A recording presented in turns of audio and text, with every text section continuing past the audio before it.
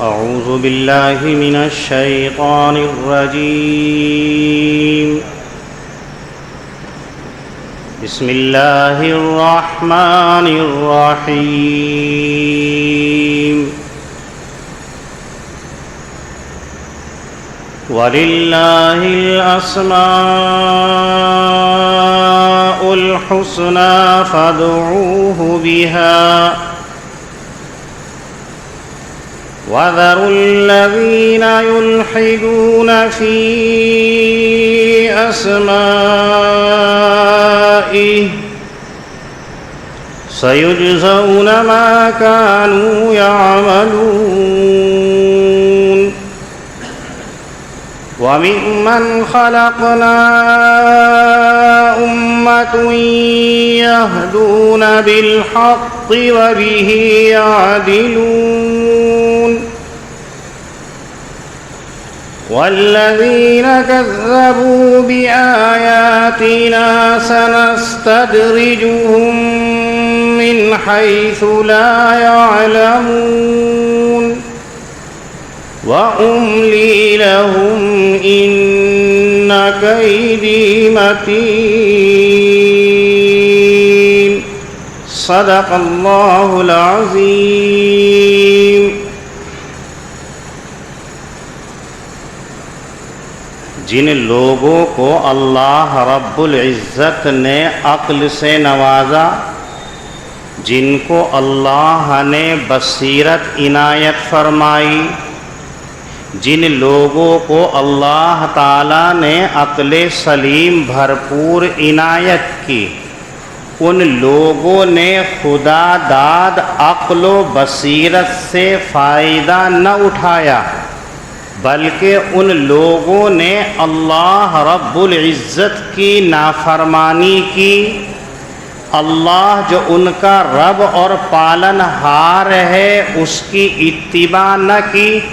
ایسے لوگوں کی مذمت اور قباحت اللہ نے اوپر کی آیتوں کے اندر ذکر کی کہ بہت سارے جناتوں میں اور بہت سارے انسانوں میں ہم نے ایسے پیدا کیے ہیں جو صرف جہنم کے لیے ہیں۔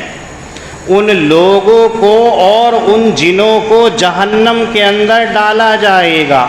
وہ کون لوگ ہوں گے، وہ کون سے جنات ہوں گے، ان کی اللہ نے پھر صفات بیان کی۔ لہم قلوب لا یفقہون بہا، کہ ہم نے ان مخلوقات کو قلوب اور دل عنایت کیے، لیکن اپنے دل سے یہ سمجھتے نہیں ہیں کہ ان کو کس لیے پیدا کیا گیا ہے۔ لہم اعین لا یبصرون بہا، ان کو ہم نے آنکھیں عنایت کی ہیں لیکن یہ حق کو دیکھتے نہیں ہیں۔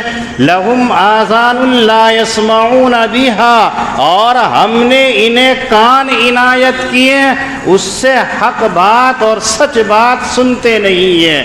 جن لوگوں کے اندر یہ تین باتیں ہیں کہ دل سے اللہ کو جانتے نہیں، آنکھوں سے حق کو پہچانتے نہیں، کانوں سے سچائی کو سمجھتے نہیں، سنتے نہیں، ایسے لوگوں کو اللہ نے جہنم کے لیے پیدا کیا ہے۔ اور یہ لوگ دنیا کے اندر جانور یا جانوروں سے بھی زیادہ بدتر ہیں۔ یہ قباحتیں اور یہ چیزیں اللہ نے اوپر کی آیتوں کے اندر ذکر کی۔ اب اس آیت کریمہ کے اندر ان لوگوں کی اس خرابی کو دور کرنے کا اللہ طریقہ ذکر فرما رہے ہیں۔ رب کریم وہ ذات کریم ہے کہ جو اپنی مخلوقات کے اوپر، اپنے بندوں کے اوپر بے انتہا مہربانی کرتی ہے۔ تو ان لوگوں کو بتلا دیا کہ جہنم میں جانے کے لیے بھی ہم نے لوگوں کو پیدا کیا ہے، لیکن اگر کوئی اس جہنم کے راستے سے بچنا چاہتا ہے، جہنم میں جانے سے اپنے آپ کو روکنا چاہتا ہے، اگر اس سے خطا اور غلطیاں سرزد ہو گئی ہے تو کیسے ان غلطیوں کا مداوع کیا جا سکتا ہے، کیسے ان غلطیوں سے اپنے آپ کو پاک کیا جا سکتا ہے، کیسے اپنے پالن ہار کو جو ناراض کیا تھا اس کو راضی کیا جا سکتا ہے۔ وَلِلَّهِ الْأَسْمَاءُ الْحُسْنَى فَادْعُوهُ بِهَا، اس آیت کریمہ کے اندر ان کا علاج ذکر کیا جا رہا ہے۔ جن لوگوں نے اپنے مشن دنیا کو بھلا دیا، مقصد دنیا کو بھلا دیا، دنیا میں آنے کا جو انسان کا مقصد تھا وہ بھول گیا ہے، تو ان کو یاد دلانے کے لیے، ان کی تلافی مافات کے لیے اللہ رب العزت ذکر فرما رہے ہیں کہ اللہ رب العزت کے بہت سارے اچھے نام ہیں۔ فَادْعُوهُ بِهَا، تم اللہ کو اسی کے ناموں سے پکارا کرو۔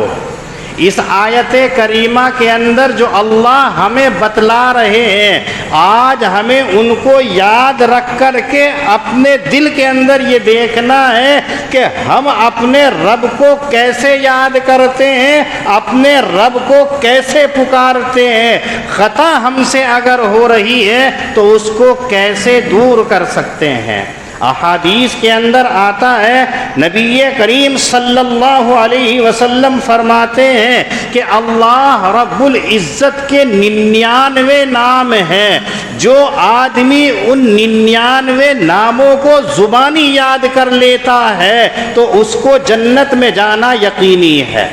جس نے اللہ کے 99 نام یاد کر لیے تو نبی اکرم صلی اللہ علیہ وسلم اس کے جنت میں جانے کو ذکر فرما رہے ہیں۔ کتنے اہم ہوں گے اور کتنا آسان نسخہ ہے۔ مشکل سے اگر کوئی یاد کرنا چاہے تو 15 منٹ یا آدھے گھنٹے کے اندر یاد کر سکتا ہے، لیکن ہمیں اپنے رب کے نام بھی معلوم نہیں ہے۔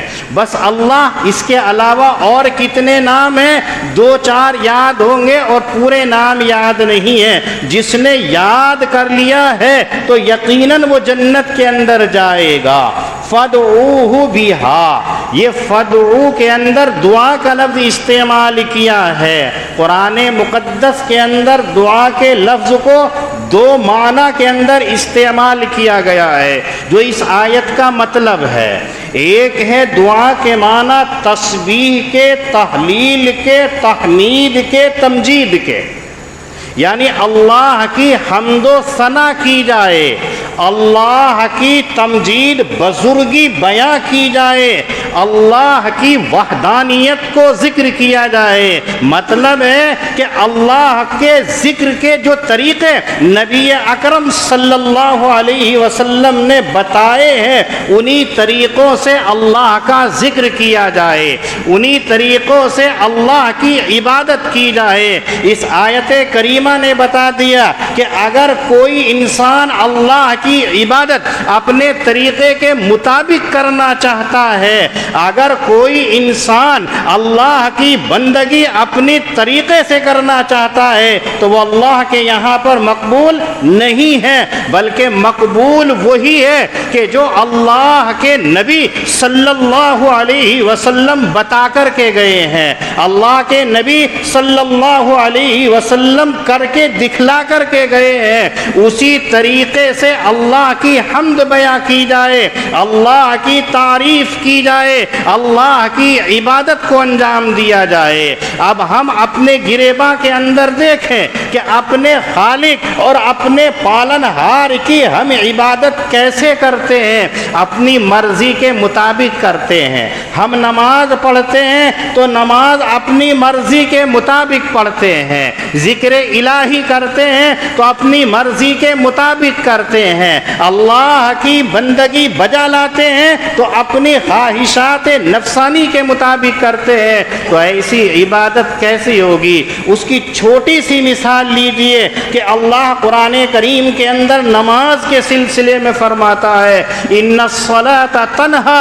عن الفحشاء والمنکر، نماز ہر غلط کام اور بے حیائی کے کاموں سے روک دیتی ہے، نماز انسان کو غلط کاموں سے روک دیتی ہے۔ ہم اپنی نمازوں کا جائزہ لیں اور اپنے اعمال کا جائزہ لیں۔ ہم نماز پڑھ رہے ہیں اور نیت باندھے ہم دوسرے کو دھوکہ دینے کے پلان بنا رہے ہیں۔ ہم نماز پڑھ رہے ہیں لیکن دوسرے کے اوپر ظلم کرنے کے منصوبے بنا رہے ہیں۔ ہم نماز پڑھ رہے ہیں اور ہم دوسرے کو نیچا دکھانے کے نت نئے طریقے اپنا رہے ہیں، تو ہماری نماز نہیں ہے۔ معلوم ہوا کہ ہم دکھاوے کی تو نماز پڑھ رہے ہیں لیکن حقیقت کے اندر نماز کی روح ہم سے کوسوں دور ہے، ورنہ تو جو نمازی ہو اور اس سے غلط کام ہو جائے یہ ناممکن ہے۔ نماز پڑھ رہا ہے اور اس کے باوجود ہم سے غلط کام سرزد ہو رہے ہیں تو یقیناً ہماری نمازوں کے اندر کمی ہے، ورنہ قرآن کریم کی آیت غلط نہیں ہو سکتی ہے۔ معلوم ہوا کہ ہم عبادت تو انجام دے رہے ہیں لیکن فَادْعُوهُ بِهَا، جو قرآن کریم کہہ رہا ہے کہ اللہ کی عبادت، اللہ کا ذکر ایسے ہی کرو جو اس کا طریقہ ہے، اور وہ طریقہ نبی اکرم صلی اللہ علیہ وسلم کر کے اور بتلا کر کے چلے گئے ہیں۔ آپ نے فرمایا صلو کما رأیتمونی اصلی، تم ایسے نماز پڑھا کرو جیسے مجھے نماز پڑھتے ہوئے دیکھتے ہو۔ اور آپ کی نماز کا عالم کیا تھا؟ آپ کے شاگرد ہیں حضرت علی رضی اللہ تعالی عنہ، کسی موقع پر تیر ان کے لگ جاتا ہے، نکالنا چاہتے ہیں تو چیخیں مارتے ہیں، چلاتے ہیں، بلبلاتے ہیں، ماہی بے آب کی طرح تڑپتے ہیں، نہ نکلوا سکتے ہیں اور نہ ہی چھوڑ سکتے ہیں۔ تمام اطباء پریشان، تمام صحابہ پریشان، تمام احباب پریشان کہ کیسے ان کا حل کیا جائے۔ اسی درمیان کے اندر نماز کا وقت آتا ہے تو نیت باندھ کر کے نماز شروع کرتے ہیں اور باہر کے لوگ ان کے بدن سے اس تیر کو نکال بھی لیتے ہیں، لیکن سیدنا علی رضی اللہ تعالیٰ عنہ کو احساس بھی نہیں ہوتا ہے۔ یہ ہے نماز کا طریقہ جو نبی کریم صلی اللہ علیہ وسلم ہمیں بتلا کر کے گئے ہیں۔ اور ہمارا حال ہے کہ اگر ہم نے نماز پڑھ رہے ہیں اور کوئی مچھر ہمارے بدن پر آ کر کے بیٹھ جاتا ہے تو اتنی زور سے مارتے ہیں کہ سامنے بیٹھنے والے کی آنکھ کھل جاتی ہے، اتنی زور سے ہم اس کو اڑاتے ہیں کہ پڑوس والے کو پتہ چل جاتا ہے کہ اس نے کیا حرکت کی ہے۔ تو معلوم ہوا کہ ہماری نماز اس طریقے کی نہیں ہے جو آقا صلی اللہ علیہ وسلم بتلا کر کے گئے ہیں، جو مقدس اور پاکیزہ جماعت حضرات صحابہ کرام کو سکھلا کر کے گئے ہیں، جنہوں نے ہم تک یہ پہنچائی ہے۔ معلوم ہوا کہ فَادْعُوهُ بِهَا، اللہ کی حمد، اللہ کی ثنا، اللہ کی تعریف ہم اس طریقے سے نہیں کرتے ہیں جو اس کا حق ہے۔ یہ آیت کریمہ بتلا رہی ہے کہ اللہ کی تعریف، اللہ کی حمد اسی طریقے پر کریں۔ ایک مطلب اس کا یہ ہے فَادْعُوهُ بِهَا، اور دعا کے دوسرے معنی آتے ہیں پکارنے کے، دعا کے دوسرے معنی آتے ہیں مانگنے کے۔ یہاں اللہ فرما رہے ہیں کہ اپنے رب سے اگر مانگ رہے ہو تو اسی کا نام لے کر کے اس سے مانگو اور اس سے پکارو۔ مطلب یہ ہے کہ اللہ کے بہت سارے نام ہیں، اسی واسطے حضرات علماء کا اتفاق ہے کہ اللہ کے جو ذاتی نام ہیں، اللہ کے جو صفاتی نام ہیں، انہی نام سے اللہ کو پکارنا چاہیے۔ اللہ کے جو ذاتی اور صفاتی نام قرآن کریم کے اندر، احادیث مبارکہ کے اندر ذکر کیے گئے ہیں، انہی سے پکارنا چاہیے۔ اگر ان ناموں کو چھوڑ کر دوسرے ناموں سے پکارتے ہیں تو یہ بھی درست نہیں ہے، حتیٰ کہ چاہے وہ معنی کے اعتبار سے ایک ہوں۔ مثلا قرآن کریم کے اندر اللہ کا ایک نام بیان کیا گیا ہے کریم، اگر اللہ کو کریم کے نام سے پکارے تو صحیح، لیکن اگر کوئی اللہ کو کہنے لگا اللہ تو سخی ہے، تو سخی کا لفظ اللہ کی طرف منسوب کرنا درست نہیں ہے۔ ایسے اللہ کے لیے ذکر کیا گیا ہے کہ اللہ نور ہے، تو نور کہہ کر کے اگر پکاریں گے تو یہ صحیح ہے، لیکن نور کے معنی سفیدی کے آتے ہیں، چمک کے آتے ہیں۔ اگر کوئی بجائے نور کے یوں کہے اللہ ابیض، اللہ تو سفید ہے، اللہ تو نور کے مانند ہے، تو ابیض کہنا درست نہیں ہے۔ ایسے ہی اللہ کو شافی تو کہہ سکتے ہیں چونکہ شفا دینے والی اللہ کی ذات ہے، لیکن اللہ طبیب کہنا درست نہیں ہے، چونکہ قرآن کریم کے اندر احادیث مبارکہ کے اندر نہ تو اللہ کے لیے طبیب کا لفظ استعمال کیا گیا، نہ ہی ابیض کا لفظ استعمال کیا گیا، نہ ہی سخی کا لفظ استعمال کیا گیا۔ معلوم ہوا کہ اگر اللہ سے مانگنا ہے تو اللہ کا وہی نام لینا چاہیے جو اللہ رب العزت کے نام قرآن کریم کے اندر اور احادیث مبارکہ کے اندر ذکر کیے گئے ہیں۔ آپ دیکھیے بہت سارے لوگ ہیں مانگتے ہیں تو یوں کہتے ہیں اوپر والا جو دے دے میں وہ لے لوں گا۔ قرآن کریم کے اندر اوپر والا ہونے کو ذکر نہیں کیا گیا ہے، بلکہ اللہ کا نام لیا گیا ہے۔ اللہ کہہ کر کے پکارو، رحمان کہہ کر کے پکارو، رحیم کہہ کر کے پکارو، علیم بصیر سمیع خبیر کہہ کر کے پکارو۔ لیکن یہ کہنا کہ اوپر والے تم مجھے دے دے یہ مناسب نہیں ہے، اللہ کی شان کے خلاف ہے، بلکہ اللہ کے وہی نام پکارنے چاہیے، اس لیے کہ اللہ کے ناموں کے اندر بے انتہا حکمتیں ہیں۔ اللہ کے نام جو ہیں ان کے اندر کتنی حکمتیں اور کتنی نورانیت پوشیدہ ہے یہ وہی جان سکتا ہے جس کو اللہ کے نام لینے کی توفیق ہوتی ہے۔ اللہ کے نام کے اندر کیا کشش اور جاذبیت ہے جو اللہ کے اندر کھو جاتا ہے، جن کو فنا فی اللہ کا مقام حاصل ہو جاتا ہے ان کو پتہ چلتا ہے۔ آپ جانتے نہیں جو لوگ خانقاہوں میں جاتے ہیں، جو لوگ تزکیہ نفس کے لیے بزرگوں کی صحبت میں جا کر کے ذکر کے اندر مشغول ہوتے ہیں، تو ان کا مقصد ہوتا ہے کہ نفس کی پاکی ہونی چاہیے، تزکیہ نفس ہوتا ہے، اور جب وہ اللہ کا نام اسی انداز سے لیتے ہیں تو ان کے قلب کے اندر ایک کیفیت پیدا ہوتی ہے، طبیعت مچل جاتی ہے۔ روایتوں کے اندر تاریخ کے اندر آتا ہے کہ حضرت ابراہیم علیہ السلام کی ایک موقع پر آزمائش ہوئی، ملائکہ نے اللہ سے یوں کہا تھا یہ تیرا خلیل ہے لیکن دنیا کے کاموں کے اندر مشغول ہے۔ اللہ نے کہا کہ نہیں یہ میرا خلیل ہے اور اگر امتحان لینا ہے تو جا کر کے لے لو۔ تو ایک فرشتہ حضرت ابراہیم کے پاس آ کر کے کہتا ہے اللہ اکبر۔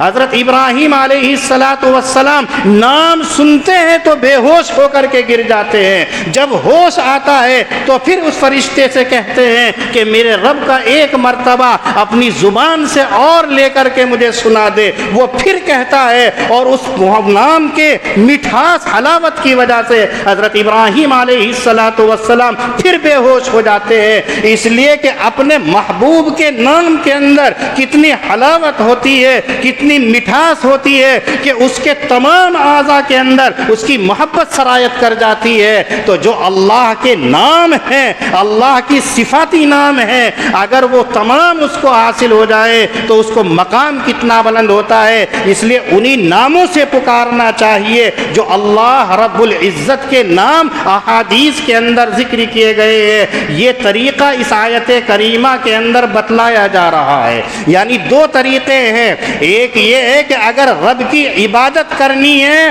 تو وہی عبادت کا طریقہ انجام دینا ہے جو نبی اکرم صلی اللہ علیہ وسلم نے بتایا ہے، اور اگر اللہ کو پکارنا ہے تو اسی نام کے ساتھ میں جو صفاتی نام ہے یا جو اس کا ذاتی نام ہے، اور اسی واسطے فدعوہ بہا، اللہ سے دعا مانگنا، اللہ کو پکارنا یہ بھی عبادت ہے۔ نبی اکرم صلی اللہ علیہ وسلم نے فرمایا الدعاء هو المخ العبادہ، دعا عبادتوں کا مغز ہے. آپ نماز پڑھیں، روزہ رکھیں، زکوٰۃ ادا کریں، حج بیت اللہ کو ادا کریں، ان تمام عبادتوں کا مغز جو ہے وہ دعا کے اندر ہے. چونکہ اللہ کو عبادتیں مقصود نہیں ہے بلکہ بندگی مقصود ہے کہ یہ بندہ مجھ سے کتنا ڈرتا ہے، کتنا مجھے معبود مانتا ہے، اور کتنا میرا خوف اور میرا ڈر اس کے دل کے اندر موجود ہے. اسی لیے اصل دعا ہے.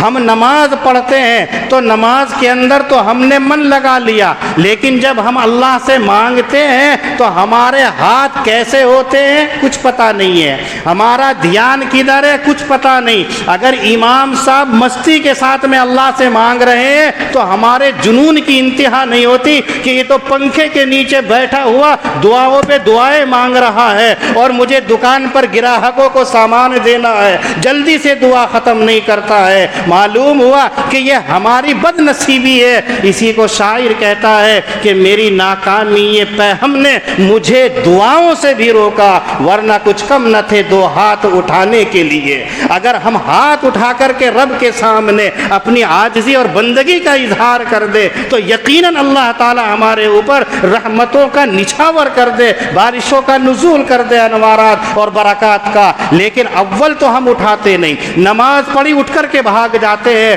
اور اس کا پتہ جمعے کے اندر چلتا ہے کہ امام نے سلام پھیرا، حضرت جابر صاحب اٹھے کچھ بتانے کے لیے تو انہیں اٹھیں گے بعد میں ان کا رومال اوپر آئے گا تو ایسے بھاگنے لگتے ہیں کہ نہ جانے ہماری کتنی بڑی گرفتاری عمل کے اندر آنے والی ہے. یہ بھی بھول جاتے ہیں کہ اپنے رب سے مانگنا ہے. ابھی تو ہم نے عبادت کو انجام دیا ہے، اب اللہ سے اس کا بدلہ ہمیں مانگنا ہے، لیکن اس کو بھی چھوڑ کر کے بھاگے چلے جاتے ہیں. نہ جانے ان کی کتنی بڑی ڈیل ختم ہونے والی ہے، نہ جانے کتنا ان کا بڑا نقصان ہونے والا ہے. یہ یقیناً دنیاوی نقصان کو دیکھتے ہیں اور آخرت کو نہیں دیکھتے ہیں. اس لیے اصل عبادتوں کے اندر دعا ہے.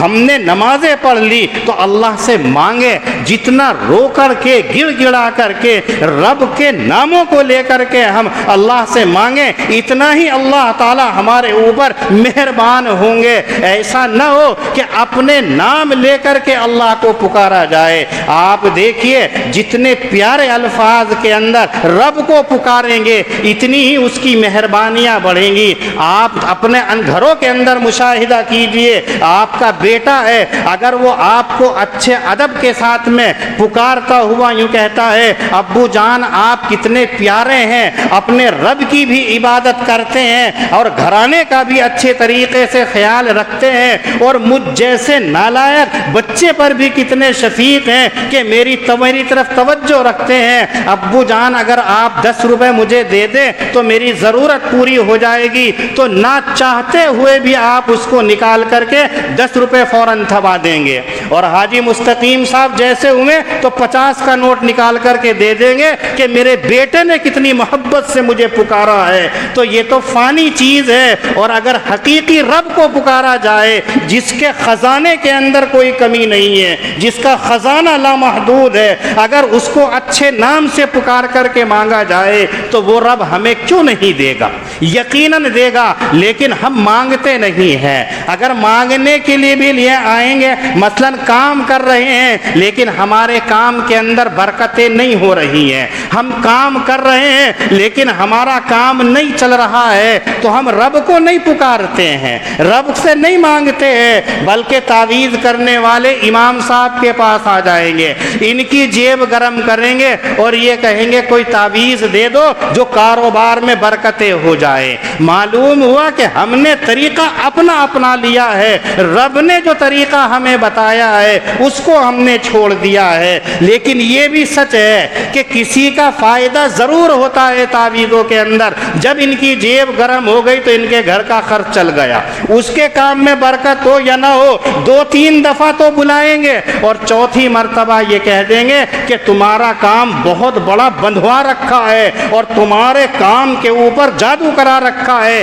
یہ میرے بس کی بات نہیں ہے، تم میرے استاد کے پاس چلے جاؤ۔ اب استاد کی جیب گرم کرانی ہوتی ہے۔ تو یہ ہمارا حال ہے، ہم نے اپنے طریقوں سے برکتیں حاصل کرنے کے نئے نئے طریقے انجام دینے شروع کر دیے، اور رب نے جو طریقہ ہمیں بتایا ہے اس طریقے کو ہم نے چھوڑ دیا۔ یہ آیت کریمہ ہمیں یہ دوسرا طریقہ بتاتی ہے۔ اس لیے اللہ سے اگر مانگنا ہے، مثلاً کاروبار میں برکت نہیں ہو رہی ہے، تو اللہ کا ایک نام رزاق ہے، اللہ کا ایک نام رزق دینے والا ہے، تو رزاق کہہ کر کے جب اس کو پکارا جائے تو یقیناً میرا رب آپ کو رزق عنایت فرمائے گا۔ آپ کے دلوں کے اندر اگر سختی آ رہی ہے تو میرے رب کا نام ایک رؤوف ہے، اگر رؤوف کہہ کر کے اس سے اپنی ثقافت قلبی کو دور کرنے کی دعا مانگی جائے تو ہمارے دلوں کے اندر نرمی پیدا ہوگی۔ دوسرے کے اوپر کوئی پریشانی ہے تو اسی کے مناسب نام لے کر کے پکارا جائے، اور اگر خود معلوم نہ ہو تو کسی عالم سے اس کے ساتھ میں مراجعات کر لی جائے، اس سے معلوم کر لیا جائے کہ یہ پریشانی ہے، اللہ کا کون سا نام لے کر میں اپنے رب کو راضی کر لوں، تو یقیناً اللہ تعالی ہماری دعاؤں کو سنیں گے۔ یہ 2 طریقے ہیں، نہ تو اپنی مرضی کا طریقہ عبادت کے اندر چلے گا اور نہ ہی اپنی من مانگی مانگنا کا دعا یہ نہیں چلے گا، بلکہ مانگنا ہے تو اسی کے نام کے ساتھ میں۔ اگلے جملے کے اندر فرمایا وَذَرُوا الَّذِينَ يُلْحِدُونَ فِي أَسْمَائِهِ، ان لوگوں کو چھوڑ دو جو اللہ کے نام لینے کے اندر کجروی اختیار کرتے ہیں، اللہ کا نام لینے کے اندر غلط طریقے کو اپناتے ہیں۔ اور کجروی کیا ہو سکتی ہے، اس سلسلے کے اندر حضرات مفسرین کی مختلف رائے ہیں۔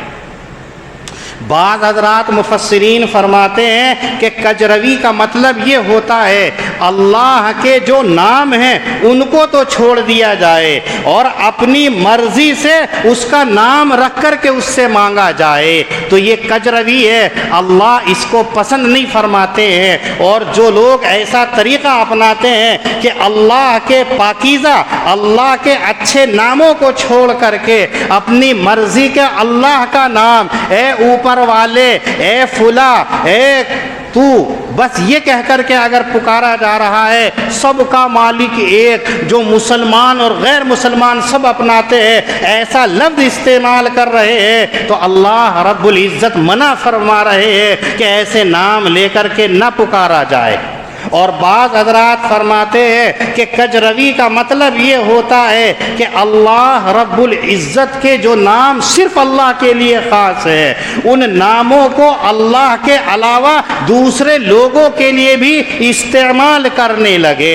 مثلا اللہ کا نام رحمان ہے، دوسرے کو بھی رحمان کہنے لگے، اللہ کا نام رزاق ہے تو دوسرے کو بھی رزاق کہنے لگے، اللہ کا نام رحمان ہے، رزاق ہے، ستار ہے، غفار ہے، یہ دوسروں کے لیے پکارنے لگے۔ یہ کجروی ہے، یہ درست نہیں ہے۔ یہاں یہ بات بھی یاد رکھیے کہ اللہ کے جو نام ہیں وہ 2 طرح کے ہیں۔ ایک نام تو وہ ہیں جو صرف اللہ کے ساتھ میں خاص ہے، اللہ کے علاوہ کسی اور کو نہیں کہہ سکتے ہیں، اور کچھ نام اللہ کے ایسے ہیں کہ اللہ کو بھی کہہ سکتے ہیں اور اللہ کے علاوہ دوسرے کو بھی کہہ سکتے ہیں، جیسے رحیم ہے، اللہ کا نام بھی رحیم ہے اور کسی بندے کو بھی رحیم کہہ سکتے ہیں۔ رشید اللہ کا نام ہے تو اللہ کو بھی کہہ سکتے ہیں اور بندے کو بھی کہہ سکتے ہیں۔ کریم اللہ کا نام ہے، اس کو بھی کہہ سکتے ہیں اور بندے کو بھی کہہ سکتے ہیں۔ اور کچھ نام وہ ہیں جو صرف اللہ کے لیے خاص ہیں، جیسا کہ ستار ہے، غفار ہے، رحمان ہے، تو یہ صرف اللہ کے ساتھ میں خاص ہیں، اللہ کے علاوہ کسی اور کے لیے پکارنا، کسی اور کا رکھنا درست نہیں ہے۔ ہاں اگر رکھنا ہے تو عبد الستار، عبد الرحمن، عبد الجبار، عبد الغفار یہ نام رکھ سکتے ہیں۔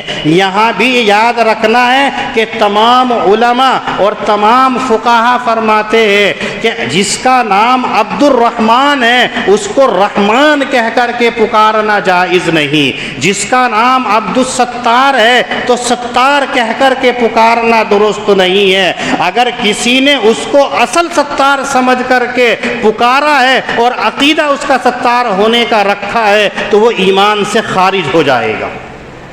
عبد الستار نام ہے، خالی ستار کہتا ہے اور ستار کا عقیدہ یہ رکھتا ہے کہ یہ ستار ہے جیسے اللہ ستار ہے، تو اس کا ایمان ختم ہو جائے گا۔ اور اگر عقیدہ ایسا نہیں ہے بلکہ انجانے کے اندر، لا علمی کے اندر صرف ستار کہہ رہا ہے تو ایمان تو خارج نہیں ہوگا، لیکن یہ شخص شدید ترین مجرم اور گنہگار ہوگا کہ رب کا جو نام ہے وہ دوسرے کو دیا جا رہا ہے اور یہ گنہگار ہوگا۔ اس لیے اگر جس کے نام رکھے گئے ہیں عبد الصمد، عبد الاحد، عبد الغفار، عبد الستار، تو پورا نام لینا تو درست ہے، خالی احد کہنا، صمد کہنا، ستار کہنا، رحمان کہنا، غفار کہنا یہ قطعاً جائز نہیں ہے۔ ان تمام سے احتیاط برتنی چاہیے۔ اور یہیں پر یہ بات بھی یاد رکھنی چاہیے کہ جب اللہ کے بہت سارے اچھے نام ہیں تو اللہ کے جب اچھے نام ہیں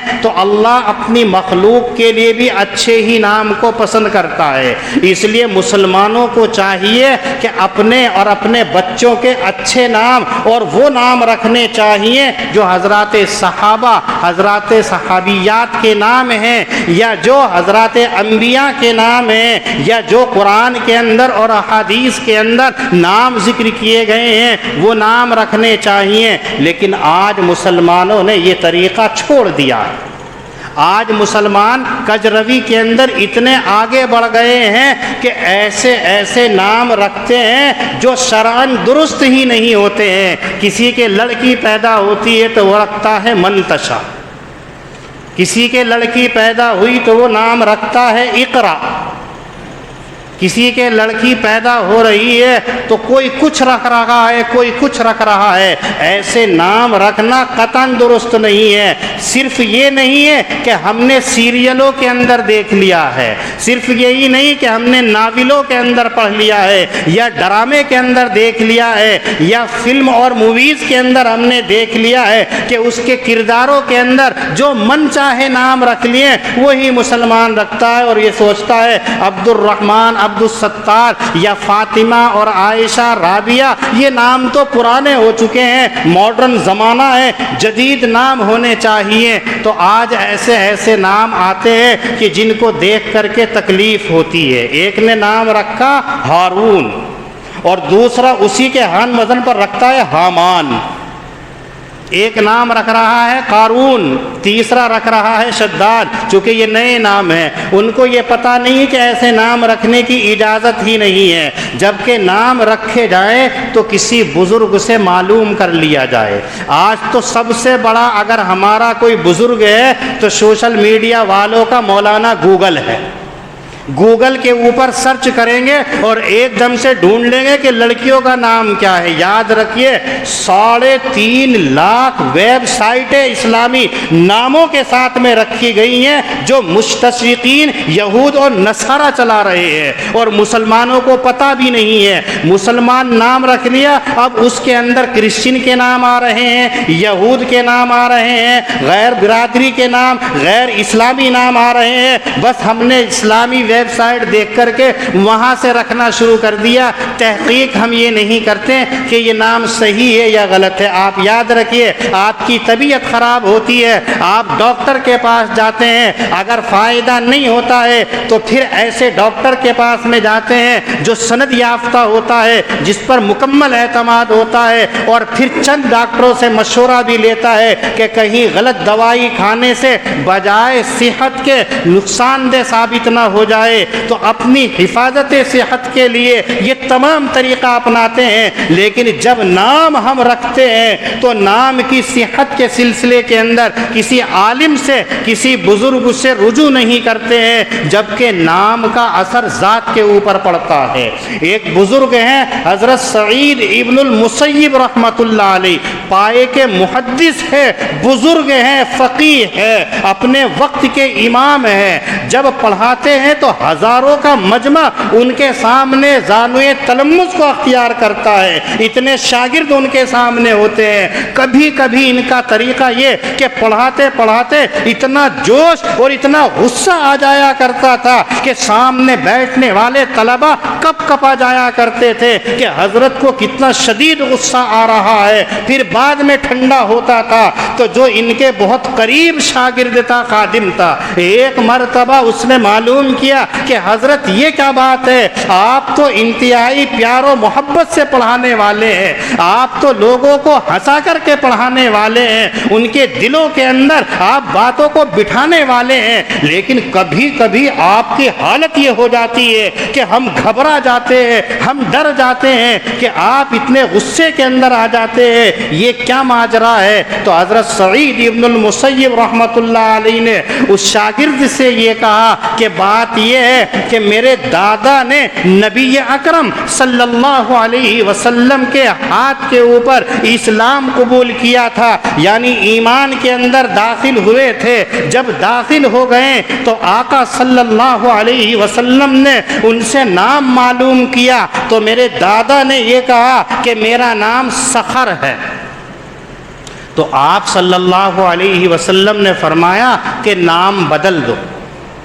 تو یہ پوچھا کہ بتائیے کیا یہ شریعت کا حکم ہے کہ نام بدلا جائے یا آپ کا مشورہ ہے، یعنی ضروری ہے کہ نام ہی بدلا جائے یا بغیر نام کے بھی چل سکتا ہے؟ تو آپ نے فرمایا تھا کہ شریعت کا اتنا سخت حکم نہیں ہے کہ نام بدلا جائے، لیکن میری رائے یہ ہے کہ نام بدل لیا جائے۔ تو میرے دادا کہنے لگے کہ آپ کے کہنے سے تو میں نے نام بدل، آپ کے کہنے سے تو میں نے اپنا مذہب بدل لیا، اسلام قبول کر لیا، لیکن میں نام نہیں بدلوں گا، جو میرے آباء و اجداد نے نام رکھا تھا میں وہی نام رکھوں گا۔ تو حضرت سعید ابن المسیب کہتے ہیں آپ صلی اللہ علیہ وسلم خاموش ہو گئے، اور سخر کے معنی پتھر کے ہیں، سختی کے ہیں۔ وہ جو مجھے غصہ آتا ہے تو میرے دادا کا نام جو سختی والا تھا وہ میرے باپ کے خون کے اندر منتقل ہو کر کے میری ذات کے اندر آیا ہے، تو کبھی کبھی وہی سختی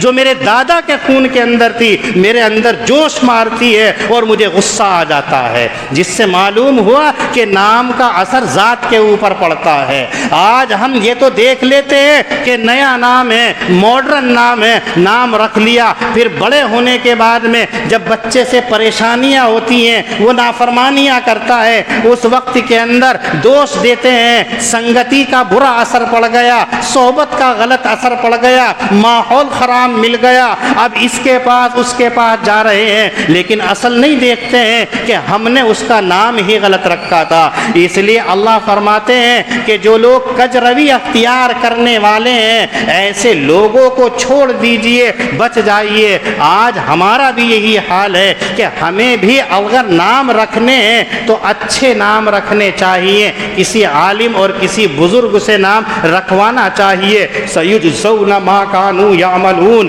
اللہ رب العزت فرماتے ہیں جو لوگ برا کرنے والے ہیں ایسے لوگوں کو پورا بدلہ دیا جائے گا۔ تو اس آیت کریمہ کے اندر ہمیں 3 سبق ملتے ہیں جو آج کی مجلس کا خلاصہ ہے کہ اگر اللہ کی عبادت کی جائے تو اسی طریقے اور اسی نہج پر کی جائے جو اللہ کے نبی صلی اللہ علیہ وسلم بتلا کر کے گئے ہیں، دکھلا کر کے گئے ہیں۔ ایسا نہ ہو کہ جلوت میں ہماری عبادت کا طریقہ دوسرا ہو اور خلوت اور تنہائی کے اندر ہماری عبادت کا طریقہ دوسرا ہو، ایسا نہیں، تمام جگہ یکساں عبادت۔ اس لیے کہ ہم عبادت اپنے رب کی کر رہے ہیں تو رب جیسے مجمع کے اندر ہمیں دیکھ رہا ہے، تنہائی کے اندر بھی ہمیں ایسے ہی دیکھ رہا ہے۔ اور دوسرا اس کا خلاصہ یہ ہے کہ اللہ سے پکارو تو انہی نام کو لے کر کے پکارو جو اللہ کی شایان شان ہے، کسی اور نام کو لے کر کے نہ پکارو۔ اور تیسرا ہے کہ اگر ہمیں اپنے اور اپنے بچوں کے نام رکھنے ہیں تو ہمیں وہی نام اختیار کرنے چاہیے جو جو پسندیدہ ہے شریعت کے اندر، جو اچھے ہیں شریعت کے اندر، اپنے من چاہے نام نہیں رکھنے چاہیے۔ یہ تین باتیں یہ آیت کریمہ ہمیں بتلاتی ہے۔ اگر ان سے ہٹ کر کے ہم کر رہے ہیں تو قرآن کریم کا اپنا نرالا انداز ہے کہ آیت کریمہ کے اندر آخر میں ایسا جملہ فرماتے ہیں جس کے اندر تنبیہ بھی ہوتی ہے، تحدید بھی ہوتی ہے، ڈانٹ بھی ہوتی ہے۔ تو کہہ رہے ہیں سیجزون ما کانوا یعملون، اگر تم نے ایسا نہیں کیا، ان تینوں باتوں کو سننے کے باوجود نظر انداز کر دیا، تو پھر جیسا کرو گے اس کا تمہیں بدلہ ضرور ملے گا۔ اور اللہ کے بدلے کا طریقہ کبھی تو دنیا ہی کے اندر دے دیتے ہیں، اور کبھی دنیا کے اندر نہ دے کر کے آخرت کے اندر اس کو دیتے ہیں۔ یہ اللہ کی پکڑ ہوتی ہے، جو باقی آیت کے اندر اللہ بتلائیں گے کہ ہم اگر کسی کو سزا دیتے ہیں تو ایک دم نہیں دیتے ہیں، بلکہ آہستہ آہستہ بدستید رہتے ہیں کہ دنیا کے اندر بھی اس کو کبھی کبھی قابل گرفت جانتے ہوئے عذاب کے اندر مبتلا کر دیتے ہیں، کبھی کبھی دنیا کے اندر بھی اس کو گرفت میں لے لیتے ہیں، اور کبھی ایسا ہوتا ہے کہ آخرت کے اندر اس کو پکڑ ہوگی۔ اس لیے ہمیں ان تین باتوں کے اوپر عمل کرنا ہے۔ وَلِلَّهِ الْأَسْمَاءُ الْحُسْنَى فَادْعُوهُ بِهَا، اور اللہ ہی کے لیے بہت سارے اچھے نام ہیں، فَادْعُوهُ بِهَا، سو پکارو اس کو اسی کو نام لے کر کے، وَذَرُوا الَّذِينَ يُلْحِدُونَ فِي أَسْمَائِهِ، اور چھوڑ دو ان لوگوں کو جو کجروی اختیار کرتے ہیں اللہ کے نام لینے میں، سَيُجْزَوْنَ مَا كَانُوا يَعْمَلُونَ، سو بدلہ دیں گے ان کو جو وہ کرتے ہیں۔ اللہ پاک ہم سب کو دین کی صحیح سمجھ عطا فرمائے۔ وآخر دعوانا ان الحمد للہ رب العالمین۔